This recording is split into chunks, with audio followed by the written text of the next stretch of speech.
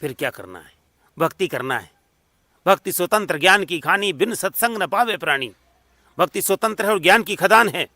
उसके लिए सत्संग की आवश्यकता है। वो सत्संग हमारे नमस्कार दोस्तों, स्वागत है आपका हमारे YouTube चैनल ज्ञान चर्चा पर। आज हम एक गांव में आए हैं। यहाँ पे कुछ लोग किसी प्रकार के हैं, कुछ लोग किसी प्रकार के हैं। तो यहाँ पे कुछ लोगों से हम मिले तो यहाँ पे क्या है, सब लोग एकत्रित हो गए। इन्होंने ये कहा कि यहाँ पे जो है गांव में एक संत रामपाल जी महाराज जी के अनुयायी जो हैं वो हमारे धर्म को नहीं मानते, यानी हिंदू धर्म को नहीं मानते, सनातन धर्म को नहीं मानते। तो यहाँ पे सभी लोग एकत्रित हुए हैं और ये श्रीमान जी जो हैं ये संत रामपाल जी महाराज जी को मानने वाले हैं और ये जो हैं सभी गांव वाले हैं। तो इनके कुछ क्वेश्चन हैं जो ये पूछेंगे और ये उनको बताएंगे। तो हम ये चाहते हैं कि किसी प्रकार का कोई विवाद ना हो, गांव में सब भाई बंधु हैं, एक साथ मिलकर रहें। तो हम इनसे जानेंगे कि यहाँ पे ये क्यों इकट्ठे हुए हैं। नमस्कार सर। नमस्ते। क्या नाम है सर आपका? मेरा नाम नंदकिशोर मीना है। कहाँ के रहने वाले हो? मैं पास का ही हूँ, ग्राम भनियाई का। यहाँ पे आप लोग सब जो इकट्ठे हुए तो आपका क्या मकसद है? हमारे कुछ क्वेश्चन है संत रामपाल जी के शिष्यों से। वो सनातन विरोधी हैं, ना मूर्ति पूजा करते हैं, ना मंदिर जाते हैं, सनातन विरोधी है। इसके अलावा व्रत, कथा, भंडारा, भागवत कथा, ना प्रसाद खाते हैं, कुछ नहीं करते। इस कार्यक्रम में नहीं आते हैं हमारे। आपका क्या सवाल है? आपका क्या सवाल है? अरे मेरा ये सवाल है सर जी, संत रामपाल जी महाराज के जो शिष्य हैं वो पूरे धर्म बंद करते, तीर्थ नहीं जाते, व्रत नहीं करते हैं, और हम कहते कि कथा भागवत में चलो तो प्रसाद भी नहीं खाते, न दान देते, न दक्षिणा देते। आपका क्या क्वेश्चन है सर जी? हम त्रिवेणी के रहने वाले हैं, कालू राम भगत। और ये रामपाल वाले जो है ना, ये अयोध्या का जो मंदिर बना है, अयोध्या का मंदिर पर सारी संसार जा रही है, दर्शन करने जा रही। रामलला का जो बनवाया है, मोदी ने जो मंदिर बनवाया है, वो सब संसार जा रही है। ये रामपाल के भगत लोग क्यों नहीं जाते दर्शन करने? वो सब तीर्थ यात्रा जा रहे हैं, चारों धाम जा रहे हैं दुनिया। ये महाकाल का मंदिर उज्जैन में बन रहा है, वहाँ क्यों नहीं जाते? बात का है जी। क्या नाम है सर आपका? जी, मेरा नाम केशव दास है। सर इन्होंने जो सवाल किया आपको सुनाया? जी अवश्य। तो सर अब आप इनको जवाब बताइए, आपका क्या जवाब है? जी बिल्कुल अवश्य। अब राज बोलो सदगुरुदेव की जय। जय जय श्री राम, जय श्री राम, जय जय हर हर महादेव, हर महादेव। गांव से पधारे मेरे शब्द बुजुर्ग जनों एवं मेरे हम उम्र साथियों, आप सभी के लिए इस रामपाल के दास का, मेरे बंदी छोड़ सदगुरु रामपाल जी के इस छोटे से दास का सादर प्रणाम। अब देखिए, सनातन धर्म के मानने वाले हम भी हैं, रामकृष्ण के मानने वाले हैं हम लोग। हमारे सनातन धर्म के अंदर क्या है? सबसे पहले भगवान रामचंद्र जी मनुष्य रूप धारण करके संसार में आए। कैसी वंदना की है कि बंदा हूँ गुरु पद कंज, कृपा सिंधु नर रूप हरि, महामोह तम पुंज, जासु वचन रवि कर निकर। रामायण के अंदर सबसे पहले गुरु की वंदना बताई है। प्रथम गुरु की वंदना होती है। सनातन धर्म के अंदर गुरु प्रमुख है। गुरु की महत्ता कितनी बड़ी बताई है सनातन धर्म के अंदर कि गुरु ब्रह्मा गुरु विष्णु गुरुदेवो महेश्वरः, गुरु साक्षात पर ब्रह्म तस्मै श्री गुरुवे नमः। सनातन धर्म के अंदर गुरु का महत्व बताया हुआ है कि गुरु ब्रह्मा विष्णु महेश इन सब के सब में समाया हुआ है। और गुरु जो है वो तस्मै गुरु ब्रह्मा गुरु विष्णु गुरुदेव महेश्वरा, गुरु साक्षात पर ब्रह्म, गुरु साक्षात पर ब्रह्म है, तस्मै श्री गुरुवे नमः। और भी कई जगह रामायण के अंदर आया है कि गुरु क्या चीज़ है। बिन गुरु भवनिधि तरहि न कोई, जो विरंचि शंकर सम होई। बताते हैं कि बिना गुरु के भवसागर से पार नहीं हो सकते। चाहे हम पुण्य और धर्म करके ब्रह्मा या शंकर जी जैसी पदवी हासिल कर लें, तब भी हम भवसागर से पार नहीं हो सकते। एक और जगह व्याख्यान दिया हुआ है रामायण के अंदर कि बारी मथे धृत हों सिकता ते बरु तेल, बिन गुरु भजन न भव तरहीं यह सिद्धांत अपेल। बारी मथने का मतलब होता है कि पानी को मथने से हो सकता है घी निकल आए। सिकता ते बरु तेल, सिकता यानी रेत कहा जाता है, रेत को पेलने से हो सकता है तेल निकल आए, पर बिन गुरु के आप भवसागर से पार नहीं हो सकते हैं।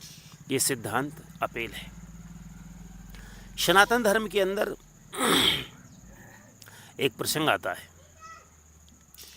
भगवान राम ने जब अपनी सारी लीलाएं कर दी, बालकांड से लेकर के राधे उत्तरकांड तक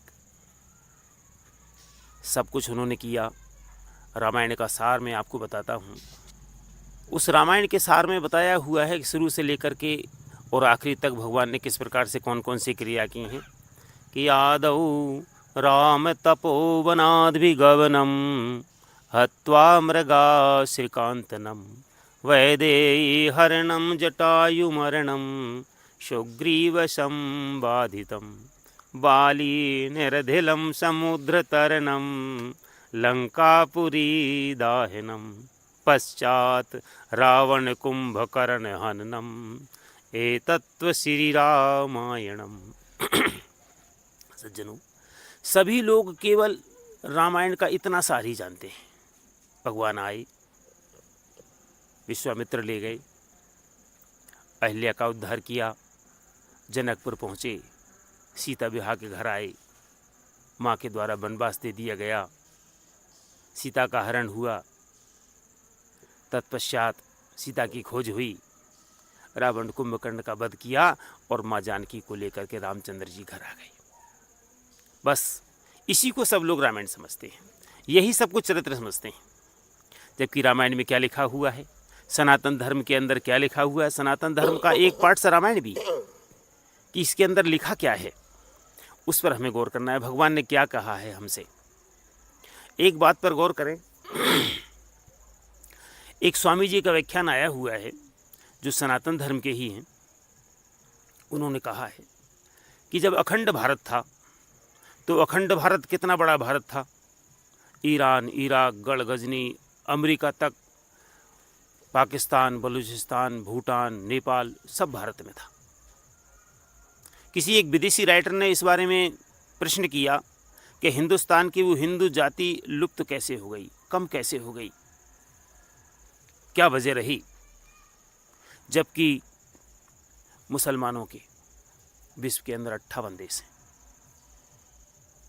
क्रिश्चियनियों के 100 से अधिक देश हैं, हिंदुओं का कौन सा एक राष्ट्र है। जबकि हमारे पास में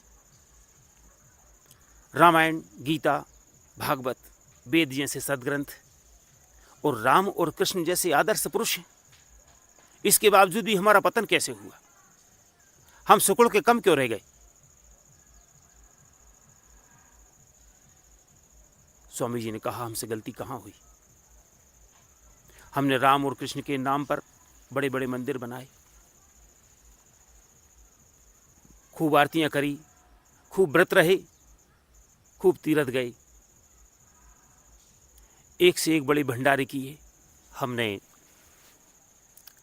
बड़े बड़े मंदिर बना करके आरतियां खूब की, डीजे के साथ में रैली भी निकाली, सब कुछ करा, लेकिन हमने राम की नहीं मानी।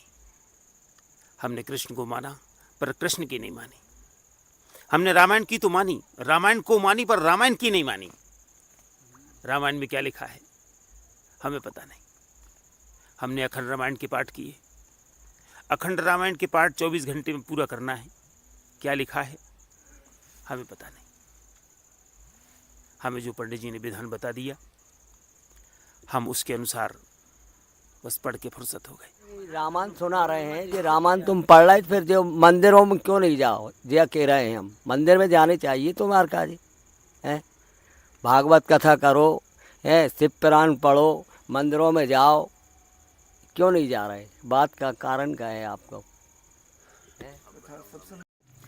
भैया आप भी कुछ कहना चाह रहे थे, क्योंकि वो बीच में बोल रहे थे मतलब वो जब बातें सुना रहे थे तो आप भी कुछ बीच में बोल रहे थे, तो आप भी कुछ कहना चाह रहे थे क्या? बिल्कुल बिल्कुल हम बोल रहे हैं तो ये सब चीज़ हमने सुन रखी, ये सब चौपाई सुन रखी, लेकिन ये है सबसे बड़ी बात, ये मंदिर में नहीं जाते, ये सनातन धर्म को नहीं मानते, ये कैसे सिद्ध करेंगे?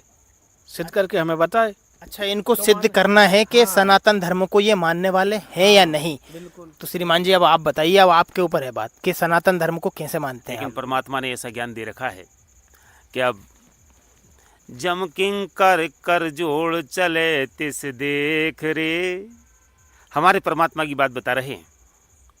जैसे ही परमात्मा सद्गुरु रामपाल जी महाराज जी देखते हैं, जम किंकर देखते हैं, जम के 14 करोड़ दूत हैं, तो जम किंकर कर जोड़ चले तिस देख रे, वो धर्म राय के अंक मिटा दें लेख रे, धर्म राय के अंक मिटावें लेख रे। परमात्मा वो है। तो अब देखिए, मैं आपको बताता हूँ कि हमारे सनातन धर्म के अंदर क्या निर्देश दिए हुए हैं, क्या आदेश दिए हुए हैं, किन आदेशों का आपको पालन करना है। ज्ञान के बारे में चर्चा चल रही थी कि ज्ञान क्या चीज़ है। काकभूषण जी ने कह दिया गरुड़ जी से कि गरुड़, ज्ञान के पंथ कृपाण की धारा, ओ परत खगेश न लागहि वारा। ज्ञानी व्यक्ति सफल नहीं हो पाते हैं। क्यों नहीं हो पाते हैं?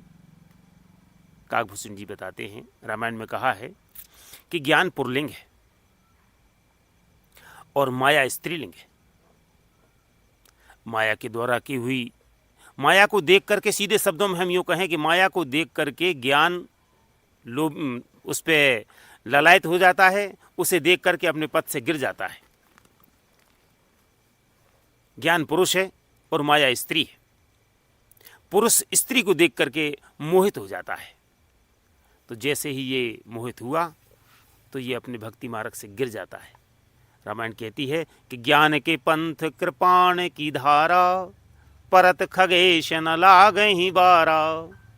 एक क्षण में गिर जाता है। फिर उन्होंने कहा फिर क्या करना चाहिए? कि भक्ति करनी चाहिए। रामायण भक्ति की तरफ संकेत देती है, सनातन धर्म भक्ति के लिए संकेत देता है कि भक्ति करनी चाहिए। कि भक्ति में क्या है? कि भक्ति स्वतंत्र ज्ञान की खानी, बिन सत्संग न पावे प्राणी। क्या बताया काकभूषण जी ने? कि भक्ति स्वतंत्र है और ज्ञान की तो वो खदान है, पर बिना सत्संग के प्राप्त नहीं होती।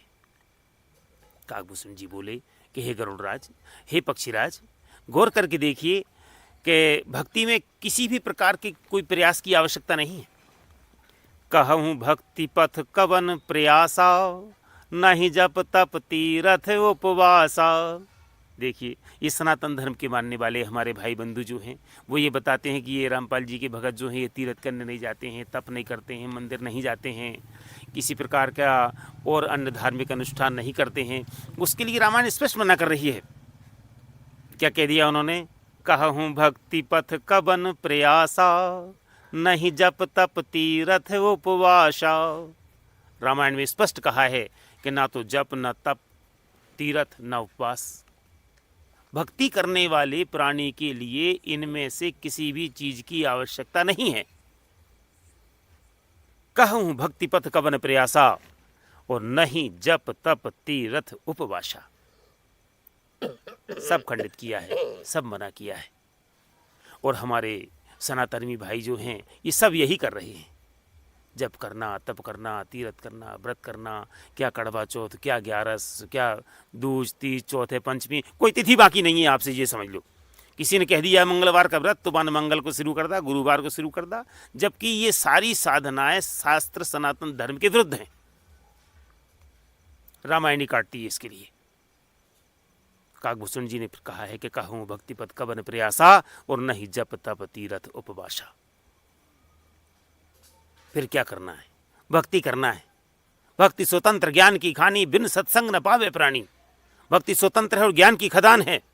उसके लिए सत्संग की आवश्यकता है। वो सत्संग हमारे सदगुरुदेव बंदी छोड़ सदगुरु रामपाल जी महाराज प्रतिदिन साधना चैनल पर शाम को 7:30 से 8:30 तक पेश करते हैं। आप सत्संग सुनेंगे, आप सत्संग को समझेंगे, सारे ज्ञान आपको उस भक्ति मार्ग से प्राप्त होगा, उस सत्संग, उस टीवी के माध्यम से प्राप्त होगा। ये कहना हमारे सनातनी भाइयों का कि ये रामपाल जी की भगत जो हैं ये सनातन धर्म के नियमों का पालन नहीं करते। सनातन धर्म के समस्त नियमों का पालन सद्गुरुदेव की दया से हम सब लोग करते हैं। हमारे लिए सत्संग करने के बाद से वो चीज़ प्राप्त हुई, वो भक्ति प्राप्त हुई है जो हमारे शास्त्र कहते हैं, और उसके अनुसार हम अवश्य पालन करते हैं। अब सनातनियों की क्या प्रतिक्रिया है, एक समय की बात है, एक बात बताता हूँ आपके लिए कि एक परिवार था, उस परिवार में सभी लोगों के नाते रिश्ते हो गए। एक व्यक्ति बचा, वो 22-25 साल की उम्र से इस कोशिश कर रहा था कि मेरी शादी हो जाए, मेरी शादी हो जाए, लेकिन वो विचार करते करते योग संयोग लगते लगते 30 साल का हो गया, पर कहीं से योग नहीं बना। कोशिश की, प्रयास किया, आगे बढ़ते गए, 35 साल का हो गया, लगभग 40-39 साल की उम्र में जा करके उसके विवाह का संयोग बना। एक परिवार ने उसको बेटी दी। तो वो व्यक्ति जो था वो अपने ससुराल वालों को काफ़ी अहमियत देता था कि आपने मेरी लाज रख ली, मुझे अपनी बेटी दे करके, मुझे अपना दामाद बना करके आपने मुझे बड़ा सम्मान दे दिया। इस बात पर वो बहुत ही उनकी इज्जत करता था। कुछ समय बीता, उसके 1 साला था, उस साले का विवाह निश्चित हुआ। तो साले साहब ने अपने बहनेऊ के यहाँ और पत्रिका विवाह की भेजी। समय से पूर्व वो अपनी बहन को लिवा के ले गए। अब खवास के माध्यम से, पहले क्या होता था कि संचार के साधन नहीं थे, तो पंडित और खवास के माध्यम से ही ये पत्रिकाएं वगैरह भेजी जाती थी। तो खवास जो था वो उस पत्रिका को लेकर के और उनके बहनेऊ के यहाँ पर वक्त शाम के समय तक पहुँचा। तो ये जमाई जो थे बहनेऊ, वो अपने काम पे से आकर के मुँह हाथ धो करके और बैठे ही थे। उन्होंने क्या किया, जैसे ही कुंडी खटखटाई तो वो बाहर निकले और पूछा, आप कौन? तो खवास जी बोले, भैया हम आपकी ससुराल से आए हैं और तुम्हारे साले की शादी है, ये पत्रिका लेके आए हैं। उसने कहा रुको। खवास जी को वहीं छोड़ा और अंदर गए, दोबारा मुंह हाथ धोए, बढ़िया साफ सुथरे होकर के एक स्वच्छ वस्त्र लेके आए, ला करके दोनों हाथ करके और उस वस्त्र के ऊपर उस पत्रिका को रखवाया। पत्रिका लेकर के आए, एक ताक में रखी, प्रणाम किया। पत्रिका को ससुराल वालों को बहुत ही अहमियत देते थे, इस बात से उनने पत्रिका को प्रणाम किया, 2 अगरबत्ती लगाई और पत्रिका लेकर के बैठे। कहाँ से पढ़ना शुरू किया कि मंगलम भगवान विष्णु मंगलम गरुड़ध्वजा मंगलम पुंडरीकाक्षो मंगलाय तनुहरि, और बाल मनोहर प्रिंटिंग प्रेस तक पूरी पढ़ दी। पूरी पढ़ने के बाद में नतमस्तक हुए, पत्रिका रखी, भोजन बनाया, खा पी के सो गए। सुबह वक्त से उठे, भोजन प्रसादी से फुर्सत होकर के ध्यान आया कि पत्रिका आई है ससुराल की। फिर आए, पत्रिका उठाई, पढ़ने बैठे। तो कहाँ से पढ़ना शुरू किया? मंगलम भगवान विष्णु मंगलम गरुड़ध्वजा मंगलम पुंडरीकाक्षो, और बाल मनोहर प्रिंटिंग प्रेस तक पूरी पढ़ दी और अपने काम पे चले गए। दिन भर काम करा। इसके पश्चात शाम को आए, मुँह हाथ धोया, भोजन बाद में बनाऊंगा, पहले पत्रिका पढ़ लो।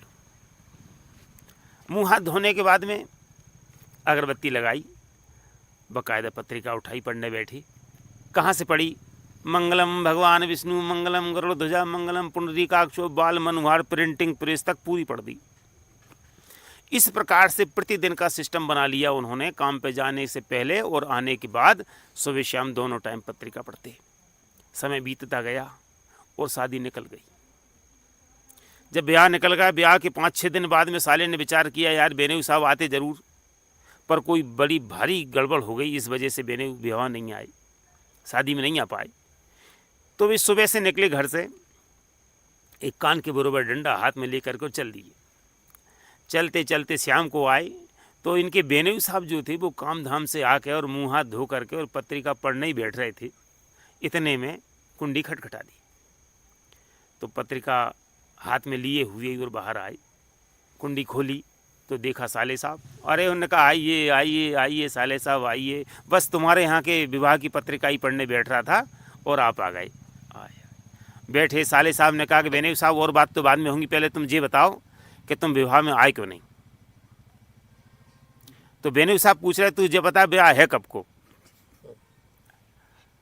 अब उन्होंने कहा ब्याह कब को, कहाँ। उन्होंने कहा आपको पत्रिका नहीं मिली। उन्होंने कहा बात मैं रोज पढ़ूं, अभी पढ़ने ही बैठा था। उन्होंने कहा समझदार, अगर तेरे पल्ले पढ़ नहीं रही थी जाबाद की पत्रिका में क्या लिखा है तो किसी पढ़े लिखे समझदार से पूछ लेता, किसी और से पढ़वा लेता। अब पत्रिका रोज पढ़ रहा है और ये पता नहीं है पत्रिका में ब्याह है कब को। गौर करके देखें सज्जनों कि जब पत्रिका किसी निकट संबंधी के पास आती है तो वो क्या देखता है उसमें, तेल मंडप, बारात, भोजन कब का है। पगरैती जो होते हैं पैरानी ले जाने वाले वो देखते हैं भैया मड़वा कब का है, क्योंकि मंडप पे उन्हें पैरानी लेके जाना पड़ता है। और अगर किसी दोस्त मित्र के पास में पत्रिका पहुंचती है तो वो क्या देखता है कि प्रतिभोज कब का है। सारी पत्रिका नहीं देखता, क्या देखता है, प्रतिभोज कब का है, भोजन कब का है। आप गौर करिए, हमारे सनातन भाई ऐसे ही हैं जैसे कि जी बेनऊ साहब रोज़ रामायण पढ़ ली, रोज़ गीता जी पढ़ ली, पर गीता जी में क्या लिखा है हम पता नहीं, रामायण में क्या लिखा है हमें पता नहीं, रामचंद्र जी ने आपको क्या आदेश दिए हैं, क्या करना चाहिए हमें पता नहीं। गीता जी में स्पष्ट करा है कि कर्तव्य और अकर्तव्य की स्थिति में शास्त्रीय प्रमाण है, हमें क्या करना चाहिए और क्या नहीं करना चाहिए, इस स्थिति में भी शास्त्रीय प्रमाण है। वेद अनुसार हमें भक्ति करनी चाहिए। तो श्रीमान जी सद्गुरु रामपाल जी महाराज जी की जो भगत हैं वो शास्त्र के अनुकूल साधना करते हैं, सनातन धर्म के हिसाब से सारे काम करते हैं। जगत के हमारे भाई बहन ये समझते हों कि ये लोग सनातन विरोधी हैं, बल्कि नहीं, हम सनातन हितैषी हैं और सनातन धर्म के नियमों का पालन करते हैं। जबकि आप लोग जो सनातनी बन रहे हैं वो सनातन के लिखे नियमों के अनुसार नहीं चलते हैं, भगवान की आज्ञा के अनुसार नहीं चलते हैं। रामायण को मानते हैं पर रामायण की नहीं मानते हैं, गीता जी को मानते हैं पर गीता जी की नहीं मानते हैं, वेदों को तो मानते हैं पर वेदों की नहीं मानते हैं। वेद कहते हैं कि वो पूर्ण परमात्मा जो है, कुल का मालिक जो है, वो सशरीर धरती पर आता है। सरोवर में कमल का फूल होता है, कमल के फूल के ऊपर वो सशरीर बालक रूप में आता है, जल में आता है, जल के ऊपर कमल का फूल होता है, इसलिए उसे नारायण कहते हैं। नारायण जल आयन आया हुआ, और उसका पालन कुंवारी बछिया के दूध से होता है। अधन्या धेनु स्रवंती, ऋग्वेद के अंदर इसका प्रमाण है। और जब वो संसार से जाता है तो सशरीर जाता है, किसी प्रकार से मृतक देही छोड़ के नहीं जाता है, उसे भगवान कहते हैं। ना सतगुरु जननी जने उनके माँ नहीं बाप।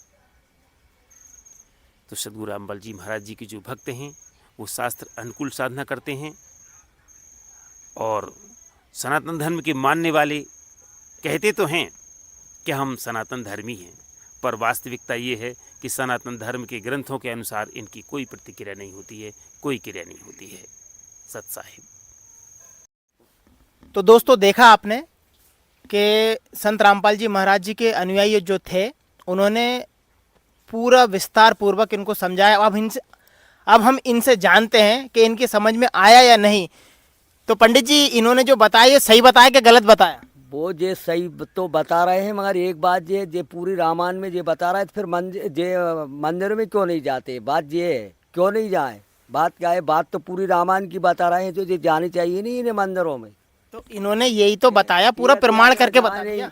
तो इन्होंने प्रमाण ही तो करके बताया आपको कि रामायण में मना कर रही ना। रामायण यात्रा क्यों नहीं जाते? जे गंगा सागर जाते, जो अभी कुंभ का मेला आते, क्यों नहीं जाते जी? तो राम जी तो मना कर रहे हैं ना रामायण में भाई। उन्होंने रामायण का विस्तार पूर्वक तो सारा समझा दिया ना आपको। जो अयोध्या का जो मंदिर बना, भाभी नहीं जा, भा क्यों नहीं जाते? जिस सब लोग जाते क्यों जाते? तो तुम क्यों नहीं जाते भाई? तो आपको उन्होंने जो समझाया सारी चीज वही तो बताई ना उन्होंने। तो बताई, तो फिर जानी चाहिए ना इन्हें।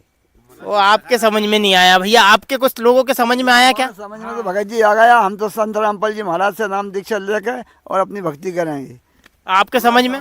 ठीक भाई साहब, हमें भी आ गया, हम भी शास्त्रों का अध्ययन करेंगे और ये समझ में और भी हमें देख लेंगे, यदि समझ में आ जाएगा तो हम भी भक्ति करेंगे संत रामपाल जी से नाम लेके। तो इन भैया ने जो भगत जी ने बताई, संत रामपाल जी महाराज जी के अनुयायियों ने जो बात बताई रामायण की, वो सही है? आपके समझ में आ गया? जी बिल्कुल आ गया भाई साहब समझ में, बहुत सही बताई। अब हम भी नाम दीक्षा लेंगे।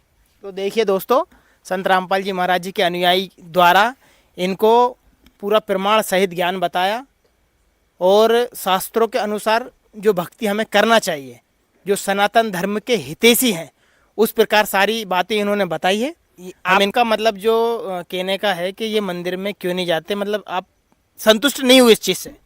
नहीं, संतोष तो है, मगर मंदिर की बात है। ये मंदिर जो लोग बाग जा रहे हैं मंदिरों में, अगर तो मंदिर में नहीं जाएंगे तो फिर मंदिर में तारे लगा दे, तारे लग जाएंगे, फिर अपन नहीं जाएंगे तो फिर आपका कहना यह है कि इनको मंदिर में जाना चाहिए? जाने चाहिए मंदिर में, क्यों नहीं जाने चाहिए भाई? अगर नहीं जाएंगे, कोई भी व्यक्ति नहीं जाएगा तो फिर मंदिर में तारे लग जाएंगे हर जगह।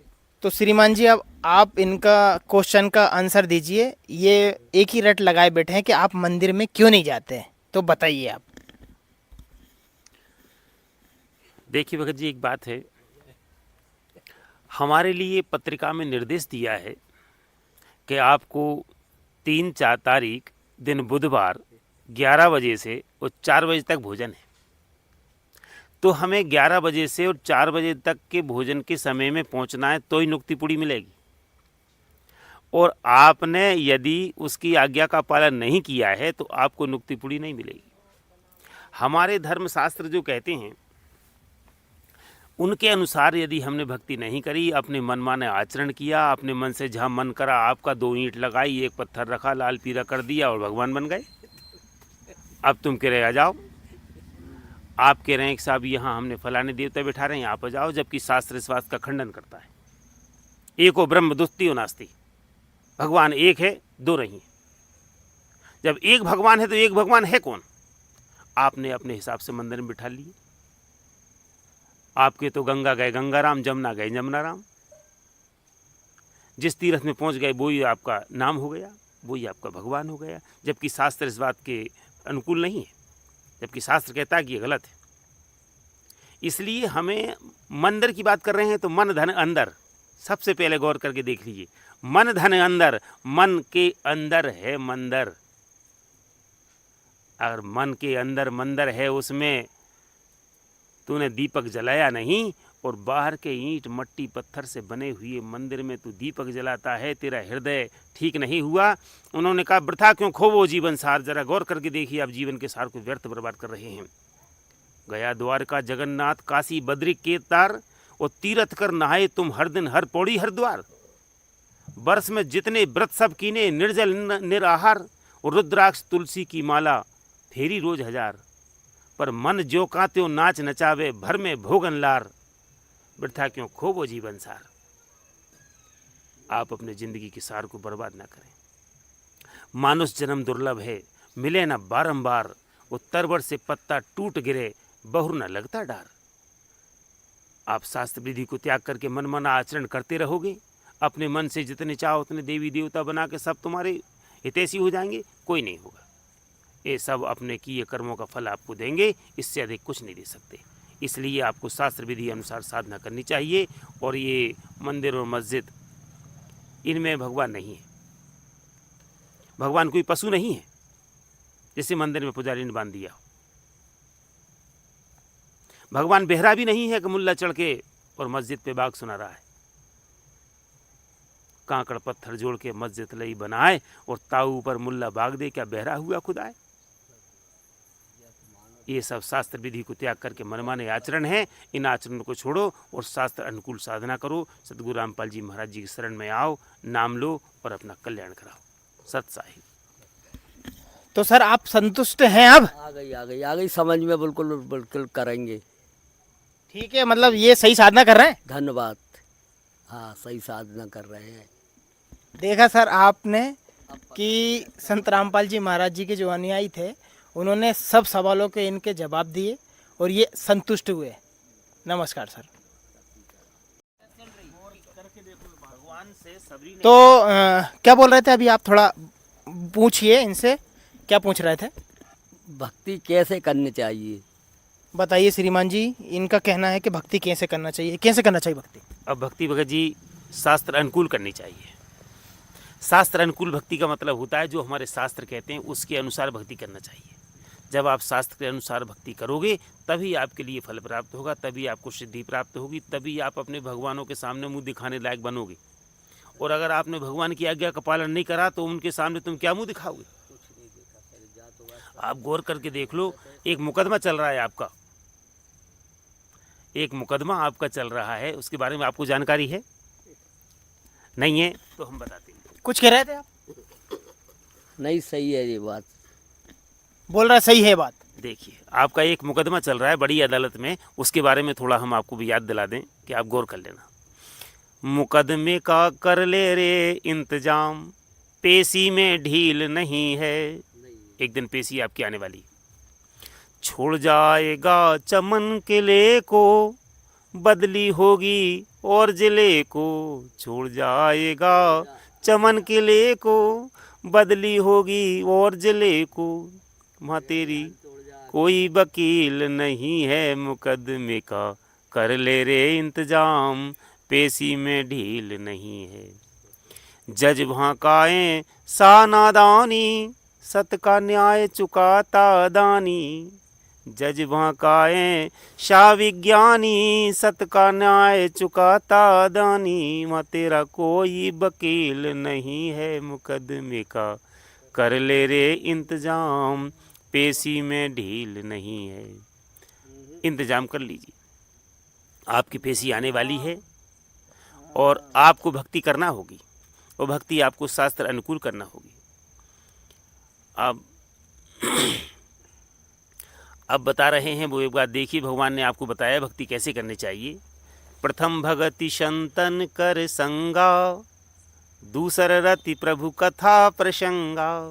भगवान राम ने सबरी के लिए नवदा भक्ति बताई है। नवदा भक्ति का मतलब ये नहीं 9 प्रकार की भक्ति है, भगत में 9 प्रकार के गुण होना चाहिए। प्रथम भगति संतन कर संगा, दूसर रति प्रभु कथा प्रसंगा, तीसर भक्ति मम गुण गणे कपट करें कपट तजगान, और चौथे जथा लाभ संतोषा, सपने उन्हें देखें परदोषा। पंचम भजन दो वेद प्रकाशा, षटदल शील बिरति बहुकर्मा, और जपे निरंतर सज्जन धर्मा। कितनी बातें बता दी उन्होंने कि जथा लाभ संतोष हो, किसी को बड़ा देख करके आपके मन में ईर्षा नहीं होनी चाहिए, किसी प्रकार का आपके लिए जो पंचम भजन जो वेद प्रकाशा, उन्होंने कहा आपको भजन भी वो करना है जो वेदों में वर्णित हो। वेद वर्णित जो हो उसके अनुसार काम करोगे तो ही आपको लाभ होगा। इस प्रकार से 9 प्रकार के गुण बताए हैं भगत में, ये सब होना चाहिए, तब आपकी भक्ति शुरू होगी। अब वो तो हमारे अंदर है नहीं, उन सबको छोड़ करके हम संसार एक जैसा चल रहा है वैसे करते चले आ रहे हैं, शास्त्र विधि को त्याग के मनमाने आचरण कर रहे हैं। इसलिए हमें शास्त्र अनुकूल साधना करनी चाहिए, उसी से हमें लाभ होगा। सत्साई। अच्छा सर, ये बताइए अब ये तो दिख ही रहे हैं, पीले वस्त्र पहने हुए हैं कि साधु संत महात्मा का, लेकिन आपने किसी प्रकार का ना माला ली है गले में, ना तिलक लगा रखा है, और ना ही आपने कुछ इस प्रकार के पीले वस्त्र पहन रखे हैं जिससे कि आपको ये कहें कि भगत है। तो इसके बारे में आप क्या कहना चाहोगे? परमात्मा कहते हैं कि ना तो किसी प्रकार के पीले वस्त्र की, ना किसी प्रकार की कंठी माला की, इसकी आवश्यकता नहीं है। उनकी ये तो आडंबरधारी व्यक्ति किया करते हैं श्रीमान जी। डिम्ब करे डूंगर चढ़े, अंतर झीनी झूल, और जग जाने बंदगी करे, ये बोवे सूल बमूल। ये कंठी माला सुमरनी पहरे से का होए, कंठी माला सुमरनी पहरे से का होए। ऊपर ढूंढा साध का और अंतर राखी खोह। अब ऊपर तो ये साधु का ढूंढा बना लिया, साधु के वस्त्र धारण कर लिए, और अंतर में खोह चल रही है, अंतर में इनके कपड़ भरा हुआ है। परमात्मा कहते हैं कि मन के मेल को धोना है, बाहरी मेल धोने से कुछ नहीं होगा। आपके लिए आडंबरधारी किसी प्रकार की इसकी आवश्यकता नहीं है। तत्का तिलक ध्यान की दो ज्योति, मन की माला, ये बताया हमारे गुरुदेव ने तो कि भाई मन की माला होनी चाहिए। तो देखा दोस्तों आपने, संत जी भी बैठे हुए हैं, महात्मा जी भी बैठे हुए हैं और कुछ गांव वाले भी बैठे हुए हैं। तो गांव वालों के सब समझ में आ चुकी है और आप लोगों से भी निवेदन है कि संत रामपाल जी महाराज जी का ज्ञान समझें, ज्ञान सुने और हमारे यूट्यूब चैनल पर इसी प्रकार की वीडियो देखने के लिए हमारे यूट्यूब चैनल को सब्सक्राइब ज़रूर कर लें और बेल आइकन का बटन ज़रूर दबा दें। नमस्कार।